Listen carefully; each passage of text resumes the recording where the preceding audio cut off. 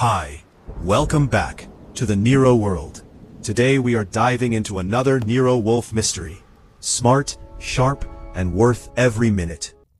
The client's name was Eleanor Vance, and she came into the brownstone at 11 minutes past 4 on a Tuesday in October, which put her squarely in the middle of Wolfe's afternoon orchid session, a fact I mentioned to her twice before she sat down, and once more after, on the theory that repetition sometimes penetrates where a single warning bounces off.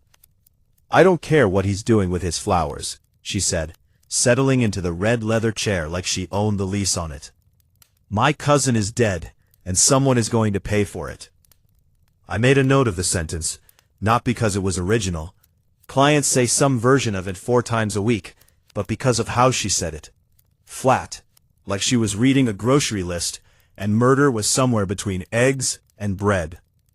Wolfe came down at 6, smelling faintly of stagnant moss, lowered himself into the one chair in Manhattan built to hold his 1/7 of a ton comfortably, and rang for beer before he'd so much as looked at her.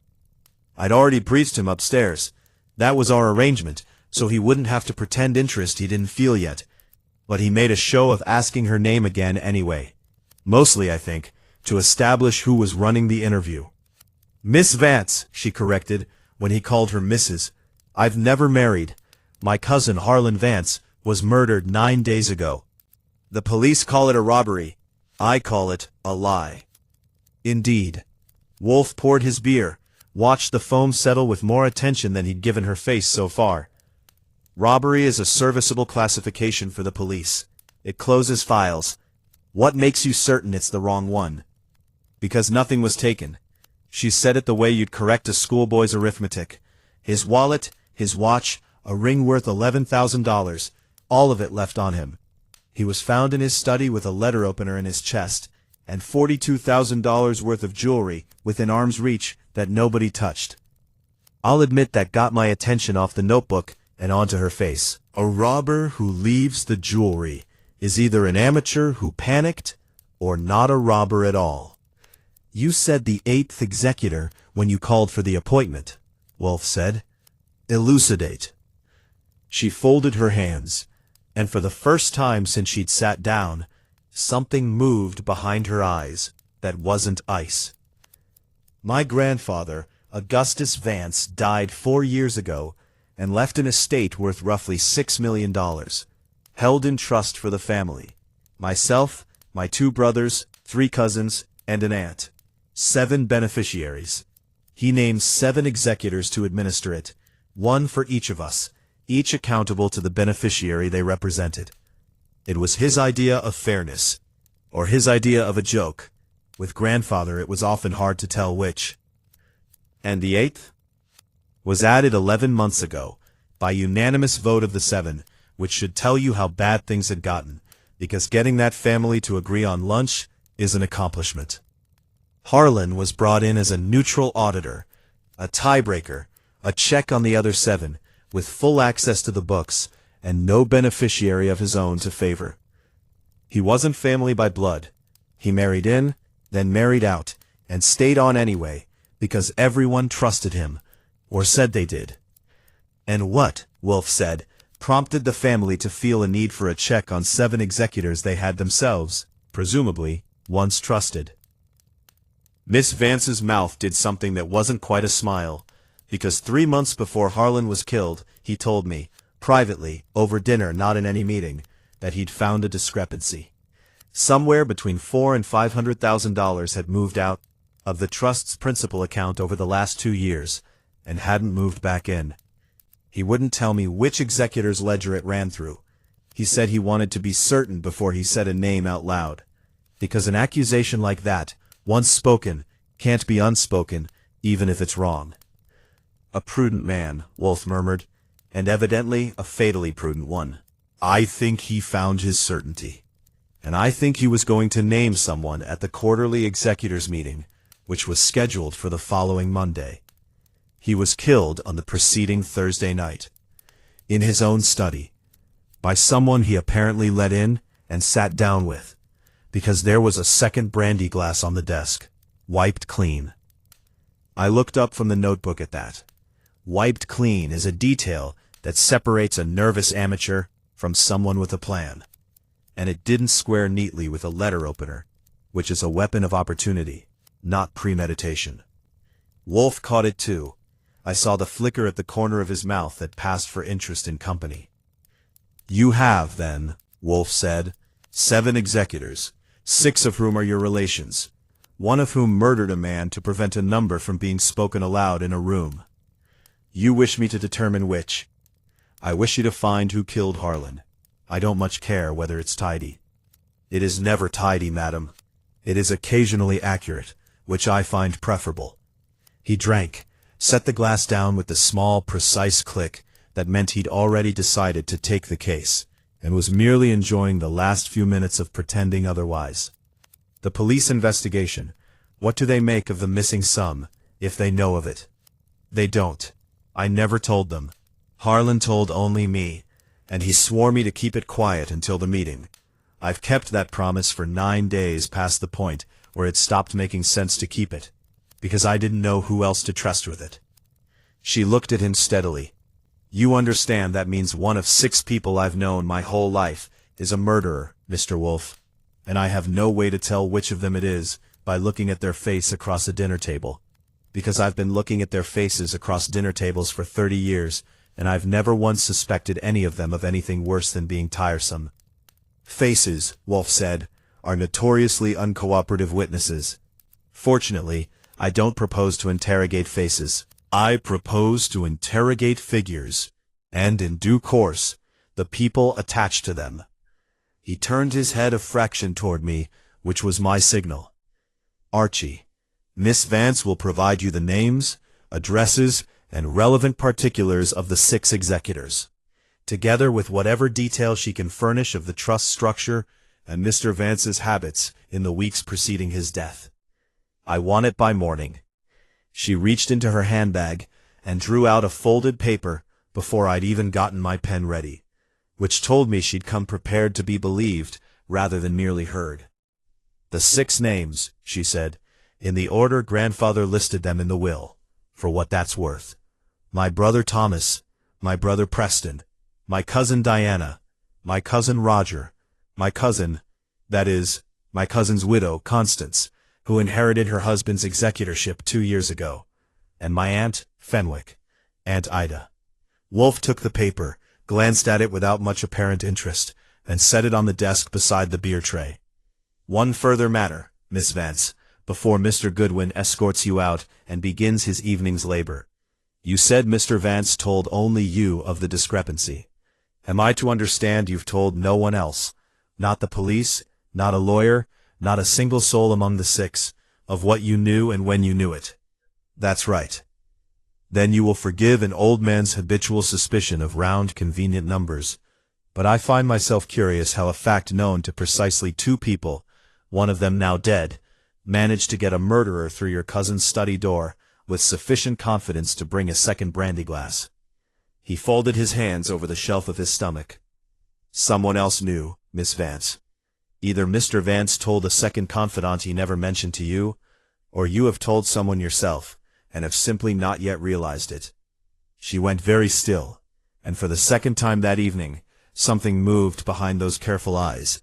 Not ice this time, and not grief either. Something closer to fear. "I don't know what you mean," she said, and it was the first thing she'd told us all evening that I didn't entirely believe. Thursday morning, I spent 3 hours on the telephone and half a tank of gas rounding up the 6 Vance heirs like a man herding cats, who each believed themselves the only cat in the room, and by 2 o'clock, I had 5 of them arranged to come to the brownstone in staggered appointments, and one, Roger Vance, flatly refusing to set foot in what he called some fat stranger's parlor, until his lawyer had a look at the arrangement first. I told Wolfe that over lunch, expecting a grunt. Instead I got a raised eyebrow, which from Wolfe is practically a marching band. "A lawyer," Wolfe said, "for an informal conversation regarding his cousin's death. Interesting. Noted, Archie, and proceed with the others." Thomas Vance arrived first, at 3, wearing the kind of suit that costs more than my car, and a manner that suggested he'd rehearsed being cooperative in front of a mirror, and hadn't quite gotten the lines to sound natural. He was the oldest of Eleanor's brothers, ran some import concern out of an office on Water Street, and answered every question with slightly more words than it needed, which is a habit I've learned to watch closely. Nervous men who talk too little are hiding something specific. Nervous men who talk too much are usually hiding that they're nervous. Harlan and I got on fine, he said, for the third time, unprompted. Whatever anyone tells you, we got on fine. Man did his job, kept his nose in the ledgers, never gave me a moment's trouble. No moment's trouble, Wolfe repeated. In 11 months of unsolicited oversight of your management of your late grandfather's bequest to you. You find that unremarkable? I find it professional. That's what he was for. Thomas's jaw worked. Look, I know what you're circling. Somebody's account doesn't balance, and everybody's looking sideways at everybody else. It isn't mine. My numbers are clean. You can have your accountant go through them stem to stern. Wolfe hadn't mentioned any missing sum. I watched that land, watched Thomas realize what he'd just confirmed, and watched him decide a half-second too late to plow forward as if he hadn't noticed his own slip. Who told you, Wolfe asked mildly, that there was a discrepancy at all? Everybody knows Harlan was picking at something. Man couldn't keep a poker face over a ledger to save his life. Thomas reached for his hat sooner than the conversation warranted. Is there anything else, or can I get back to work that actually pays my rent? I saw him out, and came back to find Wolfe already ringing for beer, looking if anything satisfied. He knew, I said, about the number. Eleanor swore she told nobody. Either Miss Vance is mistaken about her own discretion, Wolfe said, or Mr. Vance's confidence to his cousin traveled further than she supposes, or Mr. Thomas Vance is a considerably better guesser than his overall performance suggests. File it. We shall have 5 more opportunities today to test which. Preston Vance, the younger brother, came at 4 and was Thomas's opposite in every visible respect. Where Thomas over-explained, Preston barely explained at all, sitting with his hands folded and answering in clipped, unhelpful monosyllables, until Wolfe, with the patience of a man who has outweighted far worse, simply stopped asking questions and let the silence sit in the office like a third guest. It took 90 seconds. Preston cracked first. Fine. You want to know if I hated him? I didn't hate him. I hated that grandfather thought we needed a babysitter. 7 of us, managing 7 shares of one estate for 4 years without so much as a raised voice. And then Harlan gets brought in like we're children who can't be trusted with our own allowance. His voice had climbed without his apparent notice. That's what nobody wants to say out loud. It wasn't personal against Harlan. It was insulting, the whole arrangement. And who proposed the arrangement? Wolfe asked. Does it matter? I find it invariably matters who benefits from being thought fair-minded. Wolfe's eyes hadn't left him. You said the family managed 4 years without a raised voice. What altered, 11 months ago, that a check became necessary? Preston's hands, folded so carefully, tightened on themselves. Ask Diana, he said. She's the one who started asking questions about Roger's numbers at a Christmas dinner of all the tone-deaf places to do it. And by New Year's, everyone was accusing everyone, and Aunt Ida proposed Harlan as a solution just to get us to stop shouting at each other over the goose. That was the first thread that actually connected to something. An accusation aimed at Roger, roughly a year before Harlan turned up dead with a missing $400,000 and a murderer he'd apparently trusted enough to pour a second brandy. Diana Vance came at 5, and she was, by a wide margin, the most composed of the day. A slim, dark-haired woman in her 30s, with the flat, assessing look of someone who'd spent a career, I later learned, as a corporate attorney, and had long since stopped being impressed by interrogation as a genre. I did raise questions about Roger's stewardship, she said, before Wolfe had gotten more than 2 sentences into asking. I'll save you the runaround. Roger's business, he runs a gallery, contemporary art, chronically unprofitable in that particular way galleries are, chronically unprofitable when the owner likes the lifestyle more than the ledger. And I noticed his distributions from the trust were larger and more frequent than the formula allowed for. I said so. Not delicately, I'll grant Preston that much. And Mr. Vance's response? He said I was mistaken, that the formula allowed for hardship draws he'd properly documented, and that I should mind my own third of the estate. She crossed her legs, unhurried. For what it's worth, Mr. Wolfe, when Harlan came aboard, I gave him my notes on it within the first month. If there's a discrepancy in the 400,000 to 500,000 range, I'd start exactly where I started, Roger's account. And I'd be surprised, genuinely, if that's not where Harlan started too. It was the most direct finger anyone had pointed all day, offered without heat, which made it either the testimony of an honest woman with nothing to fear from the accounting, or the performance of a very good liar establishing distance in advance. Wolfe let the observation sit a moment before he spoke again. You gave Mr. Wolfe Vance your notes 11 months ago. Did you at any point since discuss with him what he'd found? Once, 6 weeks ago, roughly. I asked him how it was going, and he told me, and I quote as near as I can, "It's larger than you thought, and smaller than I feared." And I'm not ready to say more than that to anyone. Something crossed her face, the first crack in the composure. I didn't press him. I've thought about that a great deal since he died. Whether pressing him would have made him careful enough to still be alive. Wolfe let that stand without comment, which was from him its own kind of mercy. One further matter, Miss Vance. Did you inform your brothers or your cousins of that 6-week-old conversation? I told Eleanor, Diana said. Nobody else. I wrote it down and underlined it because that made 2 people now, Eleanor and Diana, who'd each told exactly one other person a fact Eleanor had assured us belonged to nobody but herself, and a family of 6 who were rapidly turning out to be considerably worse at keeping secrets than any of them apparently believed. Constance Vance, the widow who'd inherited her late husband's executorship 2 years back, was the day's last scheduled visitor, and she came in looking like a woman who'd cried recently and stopped only because she'd run out of daylight to do it in. She was younger than the others, maybe 32, with the particular brittleness of someone still new enough to grief that a second grief, arriving on top of the first, hadn't yet found its own shape. I keep thinking, she said, before Wolfe had asked her anything at all, that if Michael were alive, he'd have handled all this, the executorship, the family, Harlan, so much better than I have. I never wanted the responsibility. I took it because there wasn't anyone else to take it, and now Harlan's dead and everyone's looking at me like I might be the one who... She stopped herself.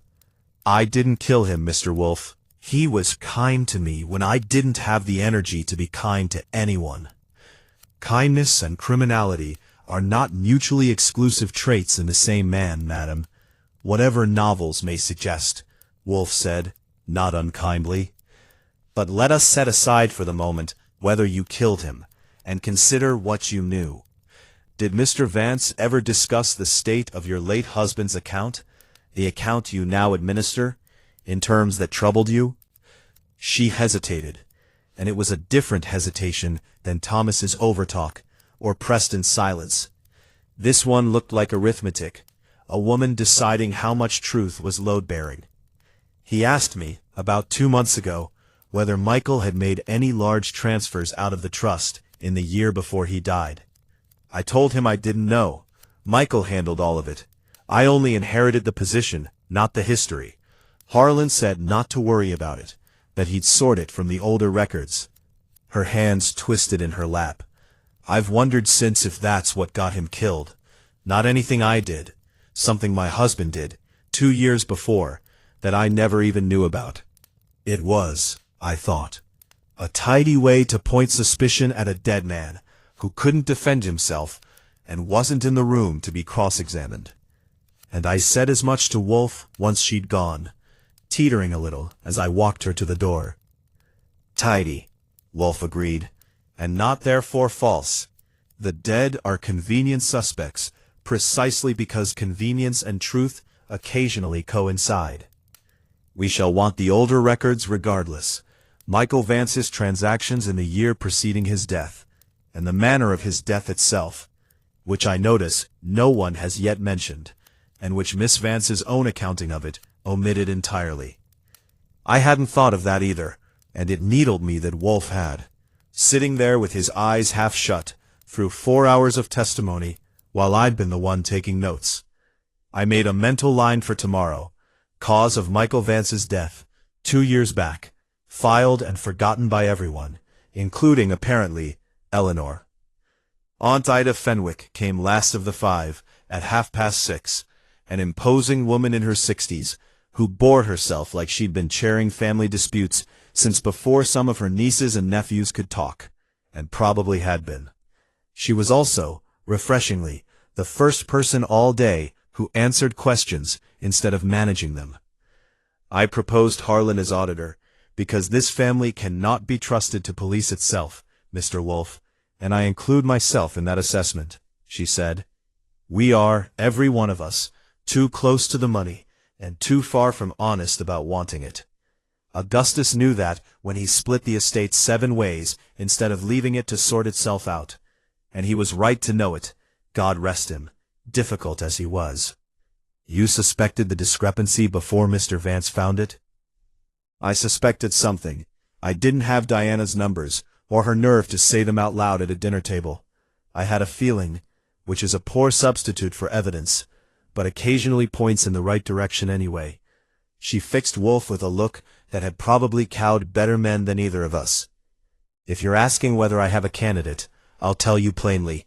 Roger, I believe, was the one who could be trusted with the truth. He has always spent as though the trust were his personal account, rather than 1/7 of a shared inheritance. And he has always had an explanation ready before anyone finished asking the question, which in my experience means the explanation was prepared in advance of the need for it. Mr. Roger Vance, Wolfe observed, is notably the one member of this family who declined to appear today, and who summoned a lawyer at the mere suggestion of conversation. That, said Aunt Ida, rising to leave, will not surprise you tomorrow nearly as much as it should. She was right, though not in the way any of us expected.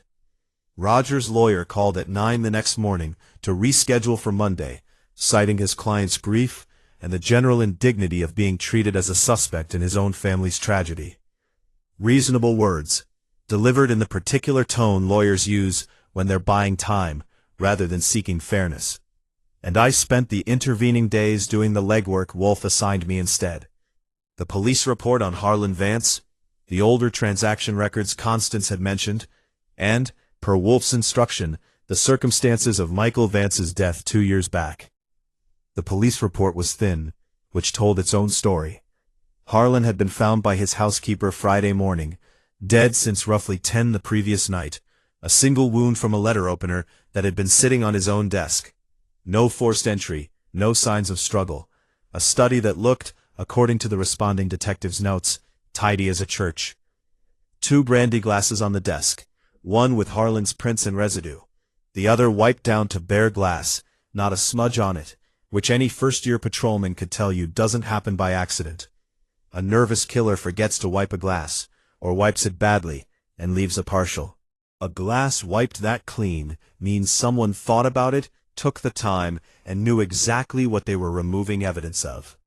Michael Vance's death, when I dug it up from 2-year-old newspaper morgue files, turned out to be almost embarrassingly undramatic by comparison.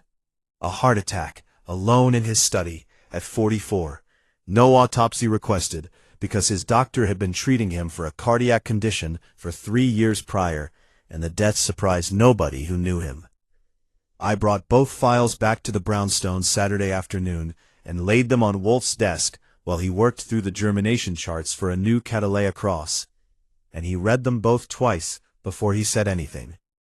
A wiped glass, he said finally, is not the signature of a man who came to Mr. Vance's study in anger and reached for the nearest sharp object. It is the signature of a man or a woman who came prepared to remove one specific trace of their visit, and who nonetheless left every other trace of it standing. That is not the behavior of panic, Archie. That is the behavior of someone interrupted mid-plan. Or someone whose plan was narrower than we're assuming. Narrower how? Consider what the glass was for. Not murder. A letter opener seized from the desk in the moment served that purpose, and clumsily. The glass was for something else entirely. Something that required the killer's fingerprints not exist on it, quite independent of the killing that followed. He set the report down. Get Roger Vance in this office, Archie. Lawyer or no lawyer. Before Monday if you can manage it. And while you're about it, I want to know precisely what Constance Vance's late husband died believing about his own account. Because a man who dies convinced his books are clean is a very different corpse than a man who dies knowing they aren't. And someone in this family, I think, has known the difference for longer than they've let on. Roger Vance did not wait for Monday. He showed up Sunday afternoon unannounced, without his lawyer, which told me something had shifted in him over the weekend that his lawyer hadn't been consulted about. And it told Wolfe something too, because he set aside the orchid charts the moment Fritz announced him and had me bring him straight up rather than making him wait the customary 20 minutes that let a nervous man's nerves work on him some more. He was a soft-looking man in his 40s, dressed with more care than his account apparently justified. And he sat down across from Wolfe with the over-bright, over-friendly manner of a man determined to prove he had nothing to hide by talking constantly. "I know how it looks," he said, before Wolfe had asked a single question. "Everyone's told you I'm the one to watch, haven't they? Diana with her spreadsheets, Aunt Ida with her feelings. I'm not going to pretend I haven't drawn more from the trust than the formula strictly allows. I have. I documented every cent of it as hardship provisions, which the trust instrument permits. And if Harlan had a problem with the documentation, he never once said so to my face." "Did he say so to anyone else's face, to your knowledge?" "How would I know that?" Roger's hands moved restlessly on the arm of the chair. "Look, I didn't kill him. I had dinner with clients Thursday night. 6 people who'll tell you exactly where I was until past midnight, nowhere near his study." Wolfe's eyes had opened a fraction wider, which in him counts as a start. "I had not yet inquired as to your whereabouts Thursday evening, Mr. Vance. You offer the alibi with a promptness that suggests you rehearsed offering it before I asked." Roger's mouth opened, closed. "My lawyer told me to have it ready." "Your lawyer, who declined to permit you in this office on Friday, has apparently reconsidered and permitted you to come alone on Sunday, alibi in hand. An interesting evolution of legal strategy over the course of a weekend." Wolfe folded his hands. "Let us set the alibi aside for the moment. Mr. Goodwin will verify it in the ordinary course, and if it holds, it holds. I am more interested in the 6 weeks preceding Mr. Vance's death, during which, by his cousin Diana's account, he told her the discrepancy was larger than she thought and smaller than he feared. Did he ever say anything of that character to you?" "He said—" Roger stopped, and for the first time, the bright, talkative manner cracked into something more genuine, something closer to fear. "He came to see me 3 weeks before he died. He said he wanted to walk through my hardship draws with me, line by line, before he brought anything to the quarterly meeting, because he said, his words, he wanted to give me the chance to explain it properly, rather than be ambushed by it in front of the family. I thought that was decent of him at the time. I've thought about it every day since he died, because it means he came to my apartment with his findings written down somewhere. And I have no idea where those notes are now, and neither, apparently, does anyone else, because the police didn't mention finding any working papers in his study." That landed in the room like a dropped plate. I looked up from my notebook. Even Wolfe, who does not startle, went very still for a moment. "No working papers," Wolfe repeated slowly.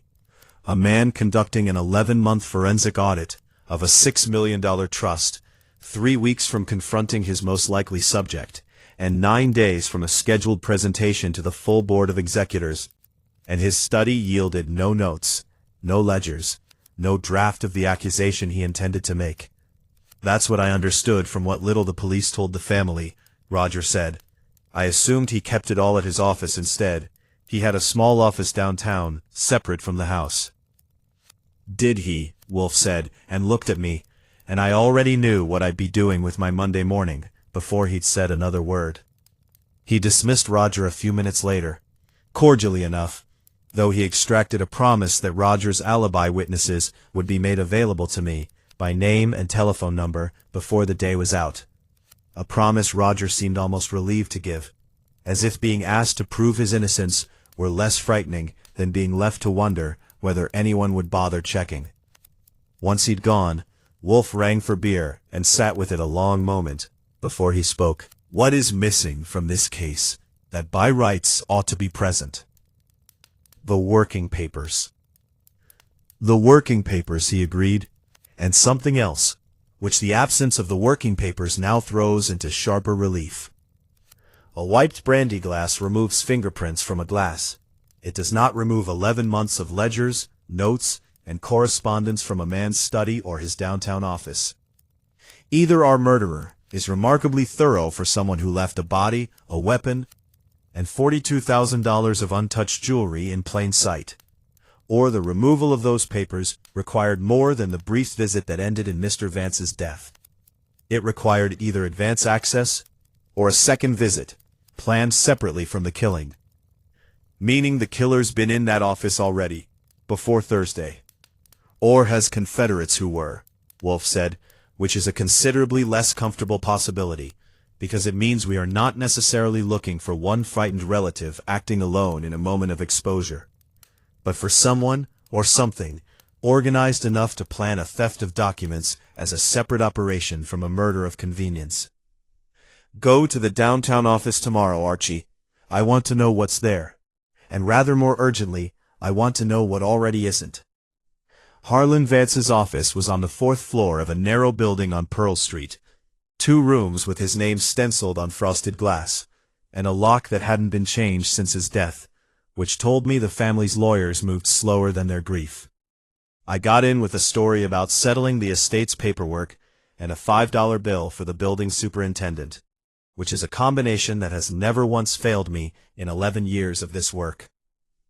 The outer room held a secretary's desk, unused. Vance had apparently worked alone, and a bank of filing cabinets, 4 drawers each, labeled by year going back 6 years. I went straight to the 2 most recent, and found exactly what Roger's story had prepared me to expect. Gaps. Not obvious ones, not drawers standing empty and shouting theft, but a rhythm broken here and there. Folders for months where a careful man's paper trail should have thickened as his audit progressed, and instead thinned to almost nothing. March, April, May of this year.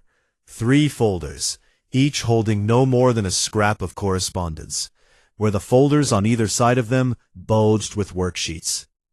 The inner office was worse, in the sense of being more informative. A roll-top desk, locked, which I opened with a method I won't detail here because Wolfe disapproves of my describing it in his hearing.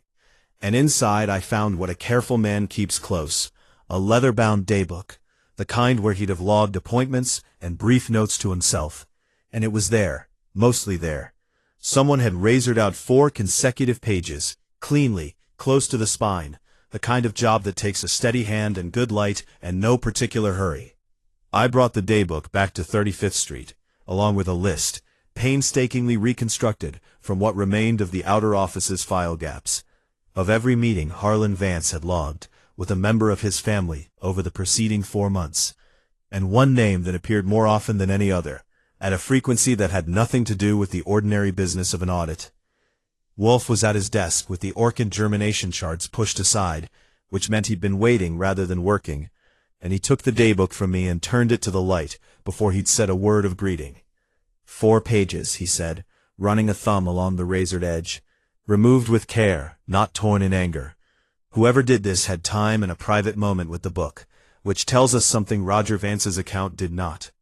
This was not done Thursday night in the study, Archie. A man does not razor 4 pages out of a daybook with a bloody letter opener still on the desk and a body cooling 6 feet away. This was done earlier, or elsewhere, or both. There's more. I handed him the list. He met with somebody 11 times in 4 months, logged as CV, more than double anyone else on the list. Constance. Wolfe studied it a long moment. Vance asked her some 2 months past whether her late husband had made large transfers from the trust in the year before his death, and that she professed ignorance of the matter, having only inherited the position and not its history. 11 meetings is a great many for a woman who claims to know nothing.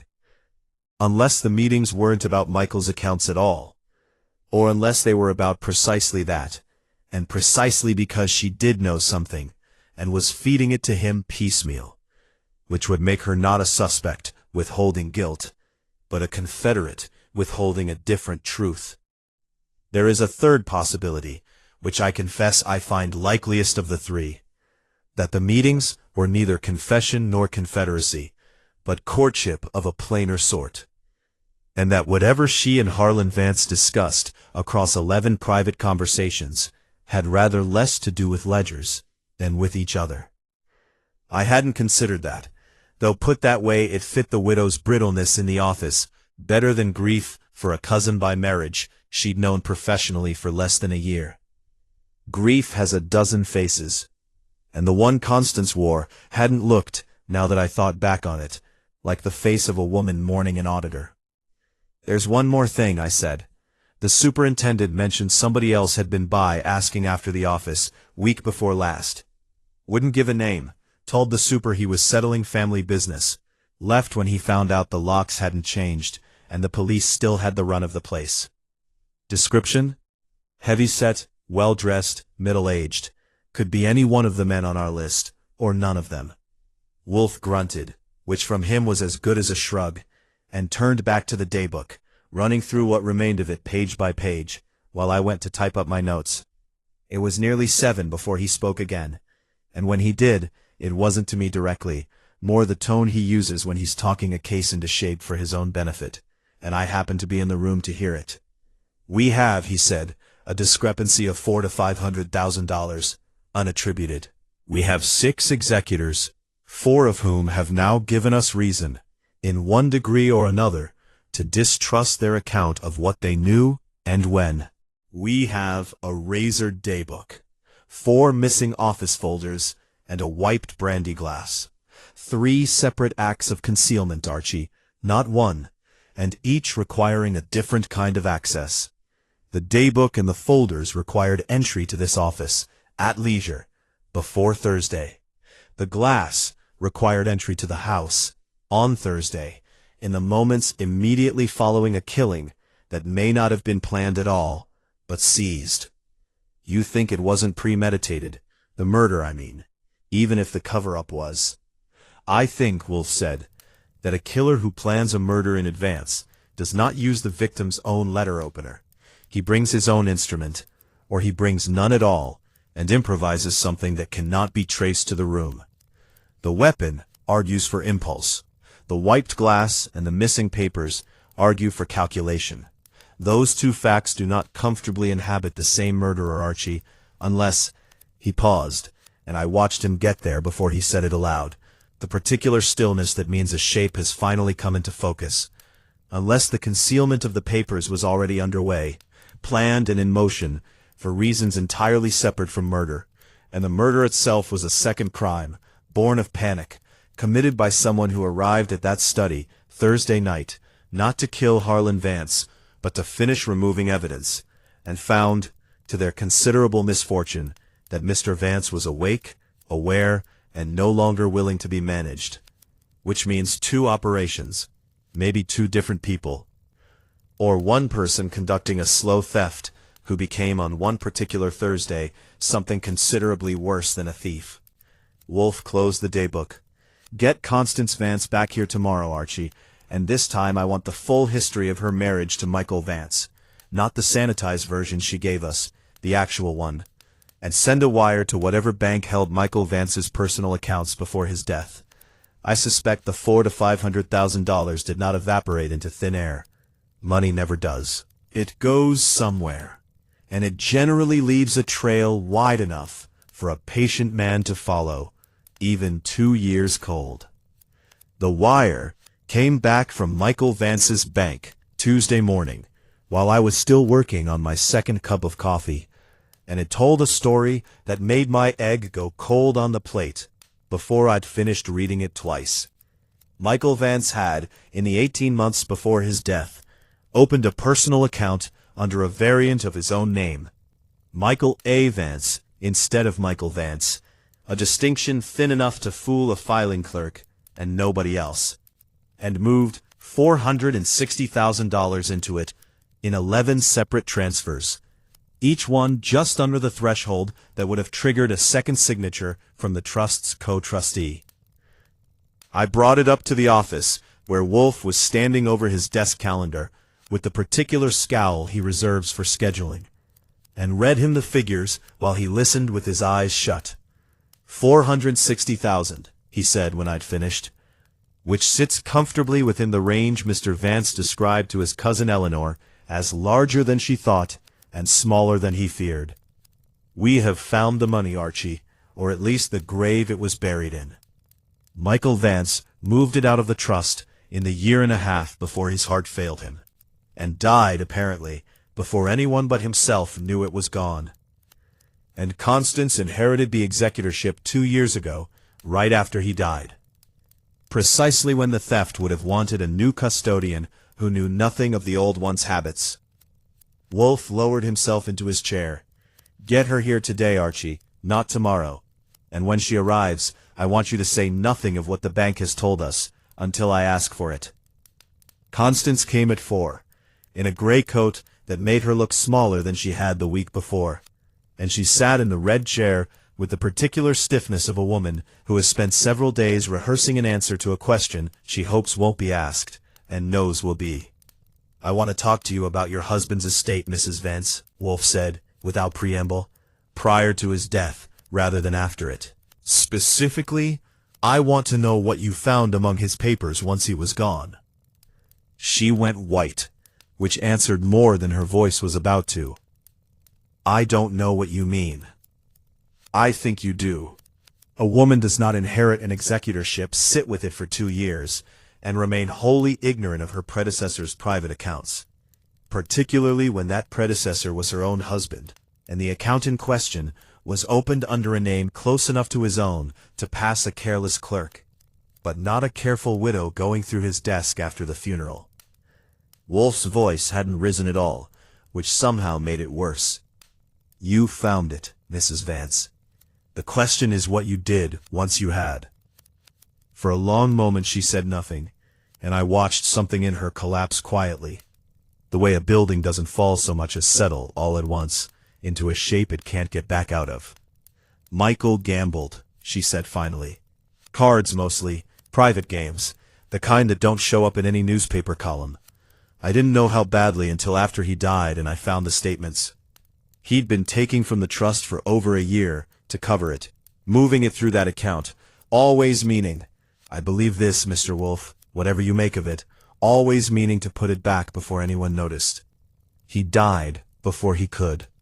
He died, I think, still believing he had time. And you inherited both the executorship and the debt his death left standing. I inherited a choice. Her hands had gone still in her lap, the restlessness of the previous interview, replaced by something flatter and more exhausted. I could report it, destroy his memory, hand the family a scandal on top of a grief they'd barely started, and very possibly lose my own position and any claim I had to anything, since I'd married into money I never really had a right to in the first place. Or I could try to put it back myself, quietly, out of my own share and whatever I could manage, before anyone else looked closely enough to find what I'd found. And Harlan Vance found it before you finished. Harlan found it 4 months ago. She said it steadily now, as if the confession, once begun, had stopped costing her anything new.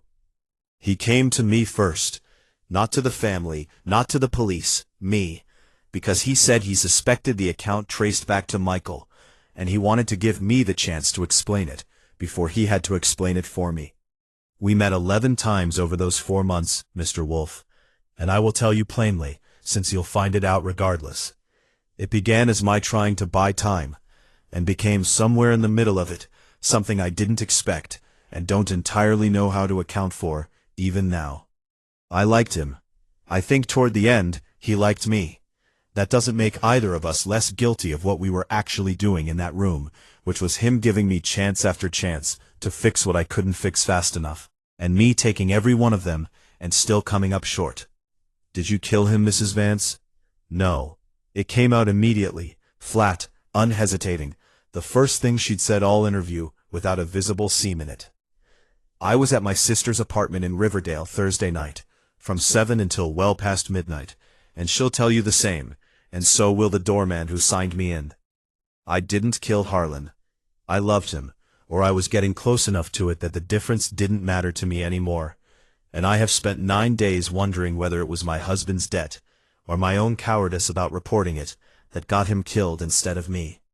Wolfe let her go a few minutes later, extracted the sister's name and telephone number for me to verify, and sat afterward, with his eyes shut for so long, I thought he'd drifted towards sleep before dinner, which happens sometimes, and which I've learned not to disturb. She's telling the truth, I said finally, about the money anyway. Maybe about the rest, too. I believe she is, Wolfe said, without opening his eyes, which presents us with a contradiction rather more troubling than any we've yet encountered, Archie. We have established, with reasonable confidence, the source of the missing $460,000. Michael Vance's gambling debts, concealed by his widow after his death. We have established that Harlan Vance discovered this, and rather than expose it immediately, entered into a prolonged private negotiation with the one person responsible for concealing it. And we have established, if her alibi holds, that the woman with the clearest motive and the closest access to him did not kill him. So we're back to square one. We are not back to square one. We are considerably past it. Wolfe opened his eyes at last. Consider what Mrs. Vance's account actually tells us, stripped of its sentiment. Harlan Vance spent 4 months in private meetings with a woman he'd caught in a substantial fraud, and told no one. Not Eleanor, not the family, not the quarterly board, while he did it. That is not the behavior of an auditor conducting an investigation, Archie. That is the behavior of a man protecting someone at professional and perhaps personal risk to himself, from a family that had hired him precisely to expose people like her. You think somebody found out? About the two of them? I think it is considerably more interesting than an ordinary embezzlement now, because an ordinary embezzler caught red-handed does not require 4 months of gentle persuasion.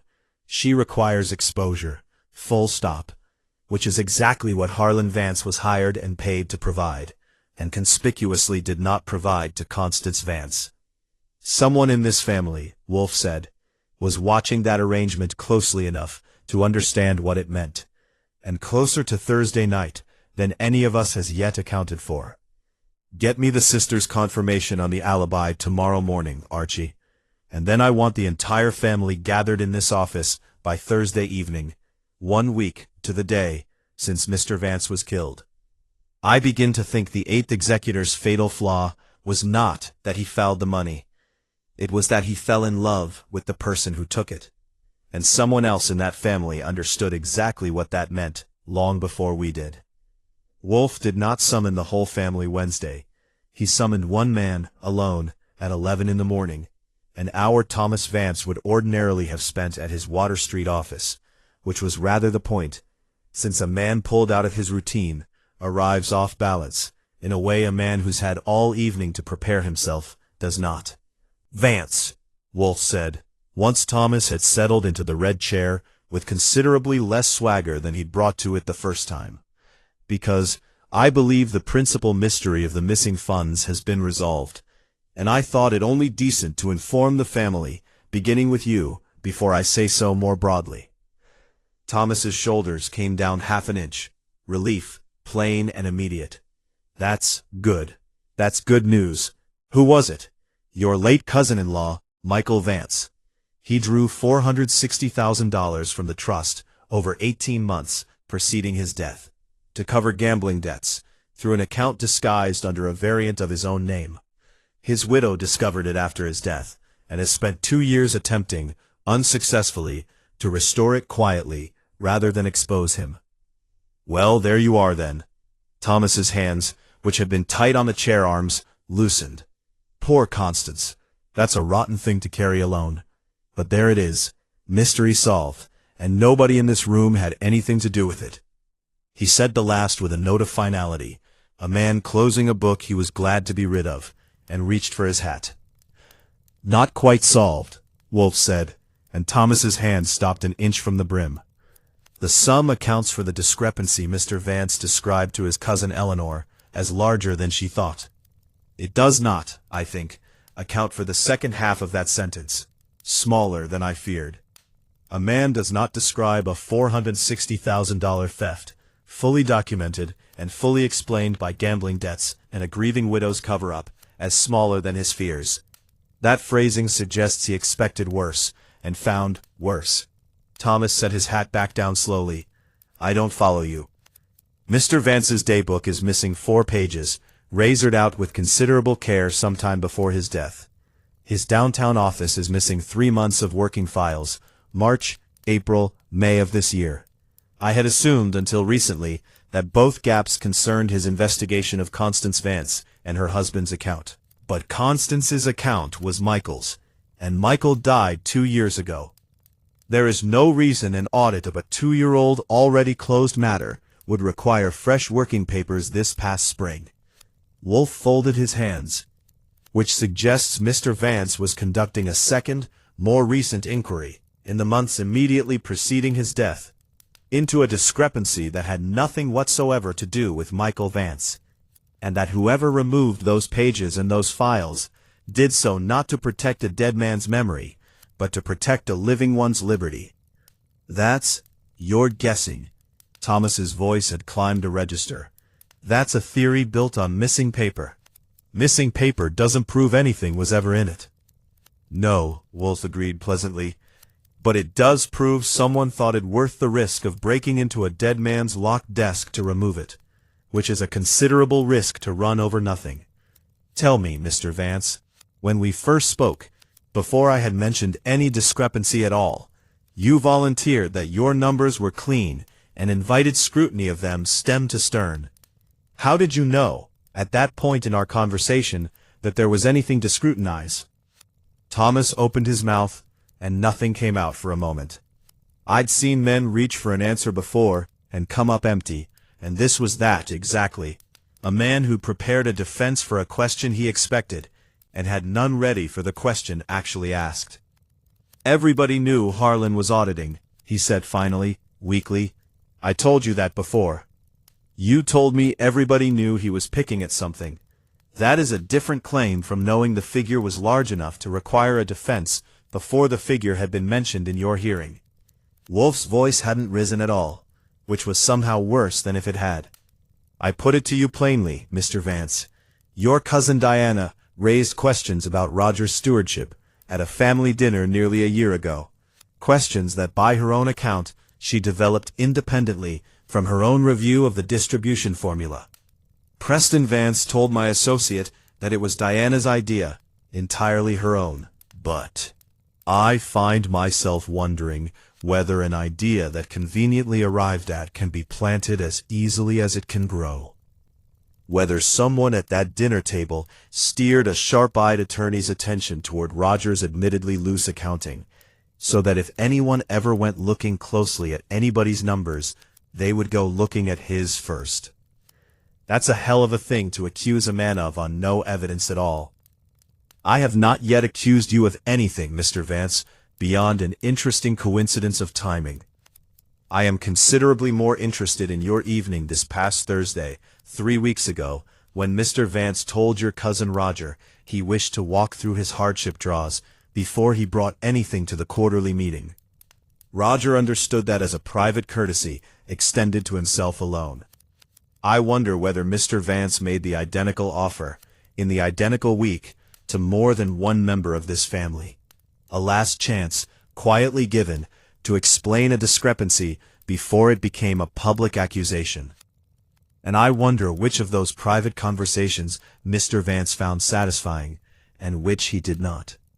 Thomas was on his feet before Wolfe finished, which told me more than another hour of talk would have. I don't have to sit here for this. You do not, Wolfe agreed without moving.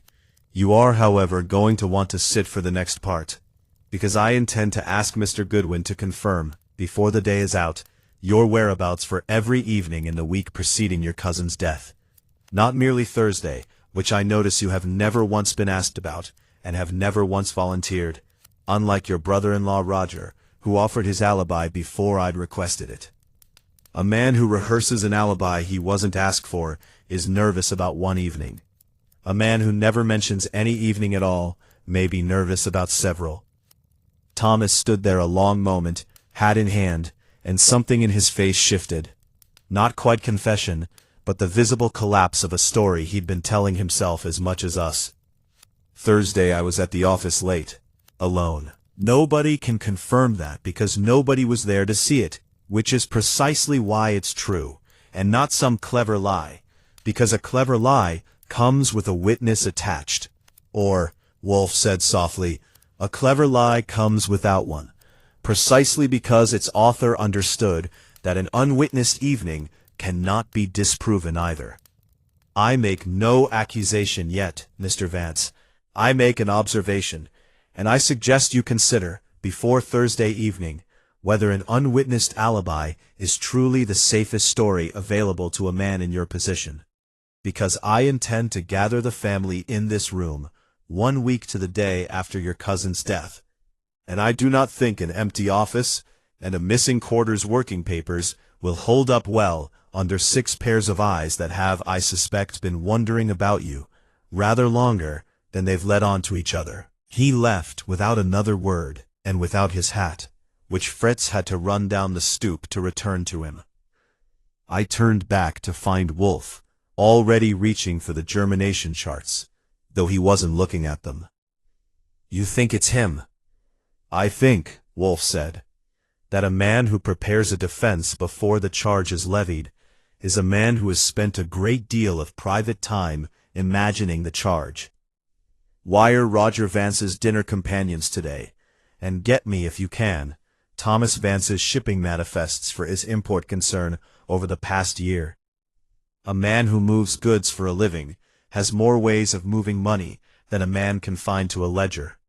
And I begin to suspect the working files removed from that office concerned rather more than an ordinary hardship draw. By Thursday evening, the office held 6 Vance heirs, arranged around the room in a rough horseshoe, with Eleanor nearest the desk and Thomas Vance nearest the door, which I doubt was accidental on his part. Wolfe had insisted on all 6, including Constance, whose alibi I'd confirmed twice over, sister, doorman, both solid, and Roger, whose dinner companions had likewise checked out clean down to the last course. That left, as Wolfe had suspected it would from Tuesday onward, a rather narrower field than 6. Wolfe waited until Fritz had served coffee and withdrawn before he began, and the room went quiet, the way rooms do when everyone in them senses the furniture is about to be rearranged. I will begin, he said, with what is no longer in dispute. $460,000 was removed from the trust by Michael Vance over the 18 months preceding his death, to cover gambling losses, through an account disguised under a variant of his own name. His widow discovered this after his death, and spent 2 years attempting, unsuccessfully, to make restitution before anyone else discovered it. She confessed this to me directly, and I believe her, as I believe her alibi for Thursday evening. Goodwin has independently confirmed. Constance sat very still, and Aunt Ida, beside her, reached over and put a hand briefly on her arm, the first gesture of plain kindness I'd seen from anyone in this family toward anyone else since the case began. That sum, Wolfe continued, accounts for the discrepancy Mr. Vance described to his cousin Eleanor as larger than she thought. It does not account for the second half of his sentence, smaller than I feared. I put it to you that Harlan Vance, in the course of auditing 11 months of trust records, uncovered two separate irregularities, not one. The first, Michael Vance's theft, he handled with unusual, and I think it fair to say, personal gentleness, extending its principal victim 4 months of quiet negotiation rather than immediate exposure, because somewhere in that process he had come to care for her rather more than his professional role permitted. Diana's eyes went to Constance, sharp with sudden understanding, but said nothing. The second irregularity, Wolfe said, was not gentle, and its author was extended no such courtesy, or rather was extended exactly one courtesy, once, 3 weeks before his death, and used that meeting not to explain himself, but to gauge precisely how much Mr. Vance had found, and how much time remained before it reached this family's ears.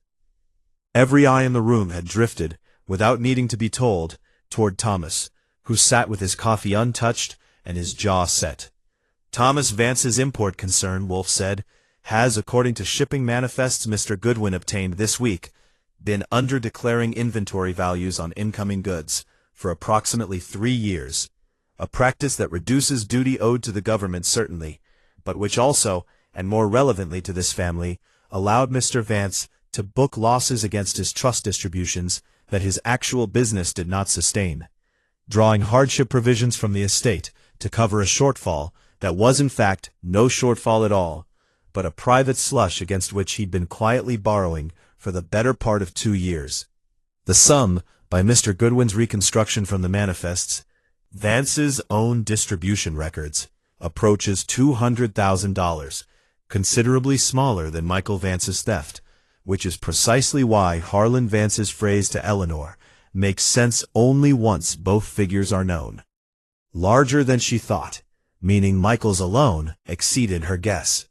Smaller than he feared, meaning he had feared, correctly, that a second, separate fraud lay beneath the first, and had by then confirmed it was there, though mercifully more modest than his worst estimate. "This is fabrication," Thomas said, but his voice had none of Tuesday's bluster left in it. "It is arithmetic, Mr. Vance, which is a poor medium for fabrication, being disagreeably resistant to opinion." Wolfe didn't look at him directly. 3 weeks before his death, Mr. Vance offered you the same courtesy he'd offered Roger, a private walkthrough before the quarterly meeting. Unlike Roger, you have never mentioned that meeting to anyone, not to Mr. Goodwin, not to me, not, I suspect, in this room tonight before I named it. I put it to you that at that meeting you did not explain your figures, because you could not.